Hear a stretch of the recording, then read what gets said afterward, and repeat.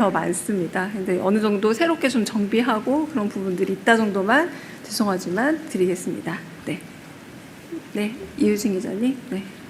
네, 안녕하세요. 대변인님, 경향신문 이유진입니다. 우선 두 가지 질문 드리고 싶은데요. 첫 번째는 혹시 대통령께서 직접 청와대 복귀 소회를 밝히신 이렇게 말씀이 있는지 우선 여쭙고 싶습니다. 그리고 두 번째는 전날 발표된 그 이해운 예산처 장관 후보자 관련인데요.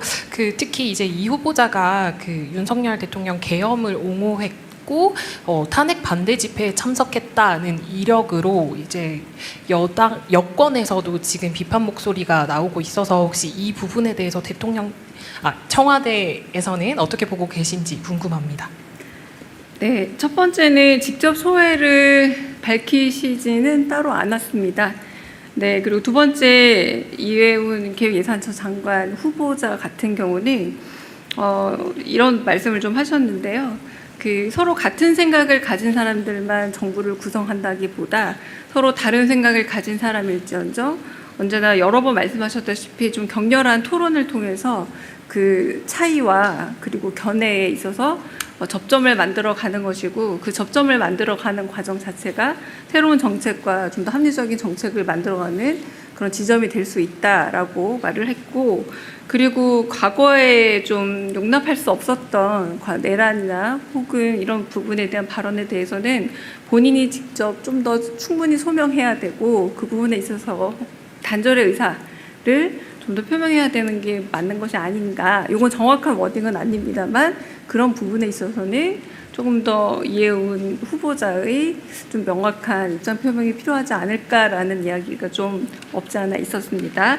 그리고 결국은 그런 차이 같은 것들은 언제나 뭐 국회에서도 서로 약간의 견해 차이가 있다거나 이런 부분에 있어서 하나의 어떤 중지를 모아가는 과정에 있어서 차이 자체가 잘못된 것은 아니다. 다만 이 차이를 잘 조율해 가는 과정들이 필요하고, 이 과정들을 통해서 더 나은 의견을 도출할 수 있으면 된다. 그리고 한편으로 인사권이라는 게 지명할 수도 있는 것이지만 그 지명을 통해 충분히 자신의 실력을 검증받아야 하고, 이 검증의 과정에서 국민의 검증도 통과해야 된다. 이런 방식의 말씀을 하셨습니다.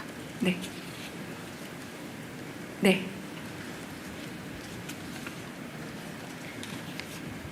네, 저 TV조선의 최민식입니다. 이어서 질문을 좀 드리자면, 이해운 후보자 같은 경우에는 재정 건정성을 좀 강조하시던 분인데, 정부의 정책 기조가 변했다기보다는 정부의 국간직으로서 좀 레드팀의 역할을 맡긴다, 이런 취지로 해석을 하면 될지 좀 궁금하고요.